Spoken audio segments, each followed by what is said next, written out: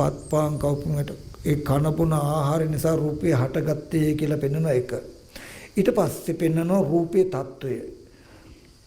ඒ රූපයේ කෙස්ලොම් නියදත් සම්මස් කියන කුණුප කොටස් 32යි. ඒකත් පෙන්වනවා කබ ගලන, සොට්ටු මල මුත්‍රා ගලන කියලා කුණුප කොටස් 32ක්. එහෙම නැත්නම් සතර මහා ධාතුයි. ඒ සතර මහා ධාතුවද පෙන්නනවා බාහිර සතර මහා ධාතුව ආදේශ කර. බාහිර කළු ගලක මැටි ටිකක ගඩොල් කැටයක තියෙන තද ස්වභාවයේ සත්‍ය පුද්ගලයක් නොවනෝ වගේම ඒ ශරීරයේ තියෙන ඒ කෙස්ලොම් නියදත් සම්මස් යාළුවෙක්වත් ප්‍රියන්තවත් නෙමෙයි නේද?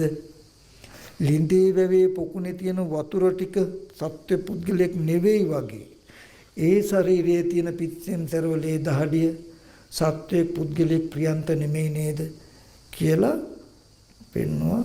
තුන්වෙනි එක විඥානය නිරුද්ධ වුණාම මේ ශරීරයට වෙන්න පුළුවන්කම.